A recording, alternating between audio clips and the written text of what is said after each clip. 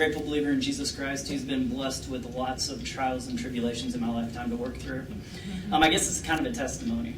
It's about what God's grace can do when it's given the opportunity and when people bring it to somebody. I guess I'm going to start with my mom and dad when I was a little kid. I grew up a Jehovah's Witness, and growing up a Jehovah's Witness, we were frequently in church. We were in church 3 times a week. I was one of those kids that would go and knock on your door at 10 o'clock in the morning on Saturday. And I came to know God as a very hypocritical God, because I would see my mom and dad screaming at each other on the way to church, and as soon as we get to the Kingdom Hall, "Hi, brother so-and-so, how you doing?" They would get out with big smiles, and everything would be fine. My dad was an alcoholic, but we never talked about that. My dad would come in drunk. My mom would beat my dad. I would remember when I was a kid getting woke up to that drunken guy cry, "Why are you hitting me?" As my mom would just beat the tar out of my dad when he would come in inebriated. And that's the God that I started to see. These were the people that I knew that worshiped God. And at the very beginning of my 5th grade year, my mom left my dad, and she sent us off to live with her father, who was a highly abusive man. He's probably one of the most evil people I've met in my life. He would beat me to the point he wouldn't let me go to school for 2 weeks at a time because they would see. And my faith was instantly stripped. The only way that I saw God was through my parents, and it was very hypocritical. And then I went to my grandfather's, and I was like, if there's a loving God, why is this happening to me? I had absolutely no comprehension of it. I was one of those kids who would get beat at school, and then I would go to school and beat up other kids, and they wondered why I had problems. And I couldn't really tell them what was going on at home. My mom finally got a place. The reason she left us with her dad was she was a candy saleswoman, and she had a 3-state area, so she was always on the road. And she saved up money. She finally got us a place in 6th grade. And I remember my mother had started smoking. So in 6th grade, because my mom had always told me smoking was bad, if she could smoke cigarettes, so would I. So I started stealing her cigarettes, and I started smoking. 7th grade, my dad finally got me. He finally got custody of me, and we moved back to Illinois from a little town that we were living in called Walnut Shade here in Missouri. And my dad worked overnights. And I moved to a town where I knew nobody, and my dad would go into work at night, and I would go and just kind of walk around town. It was a small town outside of East St. Louis called Highland. And the first night that I was there, I remember walking by the square, and there were these kids there. And they said, "Hey, come on over." And I walked over. I knew nobody. And they said, "Hey, do you smoke marijuana?" And I said, "Sure," even though I never had. And I smoked marijuana, and I instantly had friends. The next week, I was hanging out with the same kids, and we went to somebody's house, and there were older kids there. And they said, "Hey, did you do cocaine?" And I said, "Yeah, sure." And I instantly had older friends, and that's kind of how I got indoctrinated into substance abuse. Let's say that for the next few years, I was very promiscuous. I took a lot of many things. I drank a lot of alcohol. I smoked a lot of marijuana. And that's kind of what I did. And I started getting in trouble with the law for fights and stuff like that.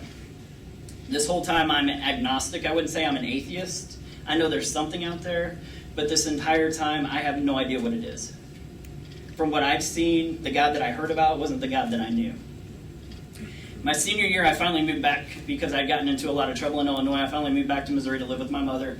And there I was introduced to a drug called methamphetamine. And that is the beginning of the end for me. I was a straight A student, and my senior year, 2nd semester, I just stopped going to school. Because if I went to school, I couldn't be high. I would get called out for it. And it began to consume my life. I started dealing my senior year as the way that I could afford to do drugs. And I started getting in trouble with the law seriously. And they tried just about everything. I was on probation. They tried house arrest, where they lock you in your house for 120 days with an ankle bracelet, and anytime you leave, it sets off an alarm that calls them up, so you can't leave your house unless you're going to work. They tried Scared Straight, where they sent me to Jeff City to the Walls as a 17-year-old to go in there and be amongst all the inmates and have the inmates cuss at us and try their best to scare us so that we would never want to go back. I left Scared Straight, and I mean, my addiction was to the point that I got high in my probation officer's parking lot after Scared Straight. It wasn't really an effective. I think beating somebody into sobriety isn't really an effective way to cause somebody to become sober. Eventually, I got tired of it, really. I got tired of seeing my probation officer, and I just left for a year. And I showed back up at his door at probation, and I asked to see him, and he came out, and he said, "What are you doing, Mr. Stoker?" And I said, "I'm ready to go to prison." And he didn't disappoint me. He said, well, if you wait long enough, we'll get you a ride. And I said, okay. So I sat there and waited for about an hour, and Don Swan, who was sheriff at the time, came, picked me up, and he took me to Taney County, and I ended up turning 21 in Boonville Correctional Center. I would love to tell you that while I was at Boonville that all these great changes happened in me, but in all honesty, I was introduced to how to manufacture methamphetamine while I was in there. People talked about different recipes, and I hooked up with some people that would teach me how to cook meth when I got out. So I ended up doing 16 months in prison, and I left, and I ended up, you would think it would change me after 16 months. I will tell you, an hour after I got out of there, I was already inebriated, and by the end of the night, I had shot up for the very first time. It actually made me worse. About a year after I got out, I was in a Firebird. It was a car that I was driving, and I flew it off a cliff. I flew 97 feet, got 32 feet up in the air. I actually died 3 times in the ambulance after I climbed up to the top of the hill. And then I spent a pretty excessive amount of time in the hospital, and I had some pretty bad head injuries, and they ended up giving me synthetic morphine shots, and I got addicted to opiates. So now I'm addicted to methamphetamine and opiates, and they kind of build off each other. I would love to tell you that I was bipolar, which is probably true. I've been diagnosed bipolar, but that's not really the reason that I self-medicated. I did it because I really enjoyed doing drugs. It's what I like to do. It numbed me and it took away the pain, and I'll talk about that in a little bit. So, my life's horrible at this time. I would run you through a laundry list of diagnoses that I've been given by psychiatrists, but I can tell you that anybody that's been up for 3 days or more on methamphetamine will be diagnosed as paranoid schizophrenic because we see things. Will be diagnosed with antisocial personality disorder because we don't like to follow the rules of society, and we really don't care for the people that are in the law and people that tell us what to do. So I have all these diagnoses, and one day I just gave up. My sister walked in and found me in a bathtub that was just red. I'd slashed both my wrists, and if she wouldn't have found me, I probably would have died. She called an ambulance, and I would love to tell you that that changed me, but once again, I was high the next day after I got out of the hospital. And it sounds kind of weird. I'm standing in front of a room full of people telling them what a horrible person I used to be. But I will tell you, it's absolutely true. I was a horrible person. I was not a nice person at all in my addiction. I don't know many people that are. We try to justify it, but there's really no justification for the things we do in our life. When I think of methamphetamine, I think methamphetamine today is synonymous with Satan because I really don't see any difference between them. And in my addiction, I saw myself as a soldier of Satan more than I would have anything else. So I attempted suicide, and eventually my addiction got so bad I could stop using for 3 days before I went to see my probation officer. But finally it got so bad that I actually shot up right before I went to see her, and she said, if I were to give you UA right now, what would I find? And I said, I don't know what you wouldn't find. She gave me an opportunity to go to rehab. And in rehab, I learned all kinds of great things, and I walked out of there ready to show everybody that they were wrong about me, and it lasted about 3 months. And then I found out that I needed money, and I only knew one way to make money really quick. And I said, well, I'll just cook some meth, but I won't do any. And that's probably the biggest lie we ever tell ourselves, is that we'll be around it, but we won't do any. And that relapse was probably the worst year of my life. That was in 2000. And the next year of my life, I OD'd 3 times, ended up in the hospital. And I will tell you, my addiction was to the point that I was in ICU.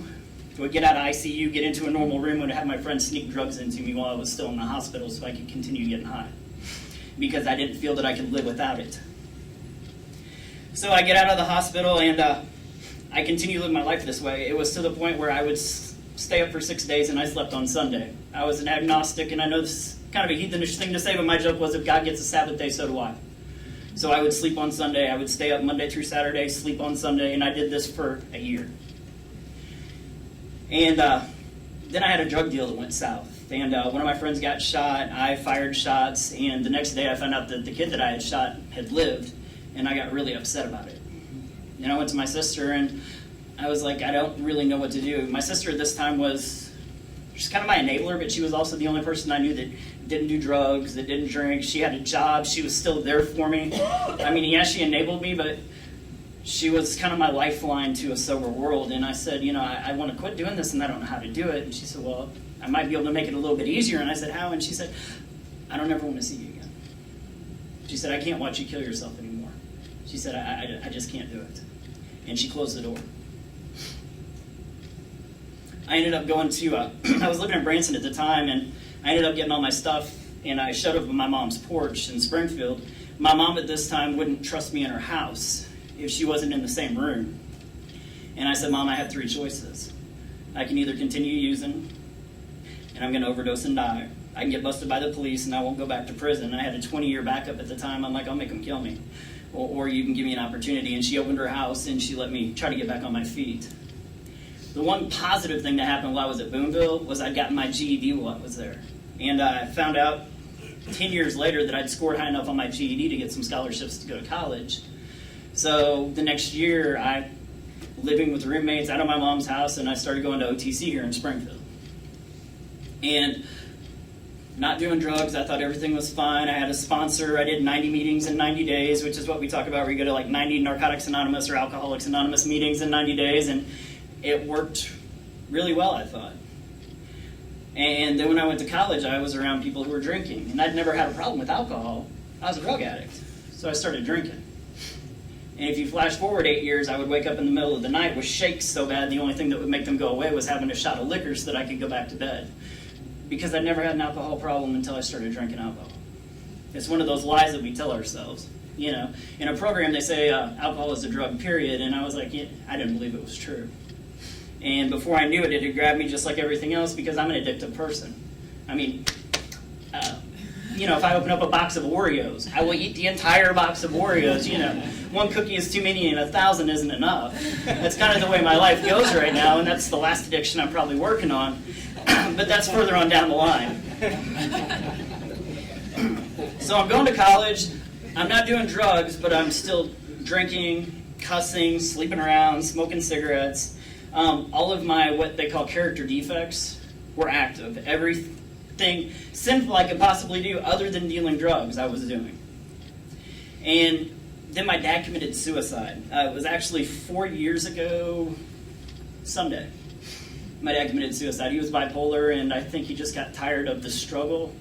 He would do great, stop taking his medication, crash, they would stabilize him on meds. He'd take them for 6 months to a year, then he'd stop taking his meds, and he would crash again.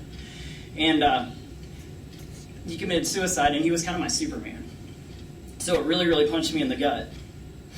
And then about 2 months after that, the woman that gave birth to my son, I broke up with her, and she wasn't letting me see my son, and it was probably the lowest point in my life I'd ever been at. And I had some friends that I worked with. I'd been working at Ruby Tuesdays for 6 years, putting myself through college. And there's a couple people there that were probably the most genuine picture of Christian that I've ever met in my life. They were sincere about it. They lived it. I mean, they didn't judge me. They were always nice to me. And he came up to me and he said, I know you're having a hard time. Would you like to come to church with us? I know you don't believe in it, but you could sit with us. And I told him no. And about a week, 2 weeks later, he said, I'd really like you to come to church with us. I'd just like you to hang out with me and my family. And I said no. And about 2 weeks later, his wife came up to me and said, hey, we're having free barbecue at church Sunday. And I said, okay. I said, I love to eat. So I ended up going to their church. And I'm not going to say that I believed in God, because that would probably be a lie. But you know what? I got to sit with some people that actually liked me, that actually cared for me for who I was, not because I was going out at night and drinking with them, not because if they got into a fight, I would jump into it and fight for them, not because of anything, just because they liked me for me. And for me, that was really weird, because I didn't have people in my life like that. And they had a Celebrate Recovery group that met during first service, and they went to second service, so I actually got to sit in a group and talk to, none of my clients were there. At this time, I'm working at Carol Jones Recovery Center. It's a women's substance abuse place. I was a community support specialist there at the time as an alcoholic, which is kind of a weird thing. But I talked to him about, hey, don't do drugs. So I was like, I'm not doing drugs, so I'm doing okay. And none of my clients went there, so it gave me an opportunity to actually stand in front of people and be honest with them about what was going on in my life. So I started going there about twice a month. I'd ask for a Sunday off every once in a while at work so I could go and just get stuff off my chest and be able to sit there and in a place where I didn't feel judged. There's a couple reasons I didn't feel judged in that church. The first thing is, I know it sounds weird, but probably the biggest thing that kept me going back to that church is when I first walked in, over to my right, there was a huge board, and it said New Life Inkwell. And it was pictures of the people that went there, pictures of their tattoos, where they'd gotten them and the meaning behind them. And that spoke to me because I always thought I'd be judged because I have tattoos. And there I wasn't judged. And the very first song that I ever heard when I was in church was Third Day, Cry Out to Jesus. And in that song, they actually talked about addicts. And I was like, wow, they actually sang a song about people like me. So I went, even though I was uncomfortable. I remember the lady that did the Celebrate Recovery group one day after, she's like, I really don't want to offend you, but do you mind if I ask you a question? And I said, yeah. She's like, are you on something? And I said, no, why? Because my leg would not stop shaking the whole time I was there because I didn't feel like I belonged. Because I looked around at everybody, kind of like I look around at people here, and I'm like, you know what? Man, these people, they haven't lived the life I've lived. These people, they're going to stand in judgment on me. They're not going to like who I am. And that first day that I went to church, the pastor read Romans 3:23. For all have sinned and fall short of the glory of God. And all I could think is, wait a minute, it's not just me. It's everybody. Everybody sins. In my whole life, I figured everybody would look at me differently. And yet at that church, nobody did. So I started going there on occasion. I really wanted to change. And I was having trouble doing it. Another one of my favorite scriptures is Romans 7:15 and 19. You can say Paul kind of became one of my heroes because I could see Paul in me. Because Paul says, the good I want to do, I do not do. No, it's the evil I do not want to do. That is what I do. And all I could think is, man, I want to do better, but I could not do it.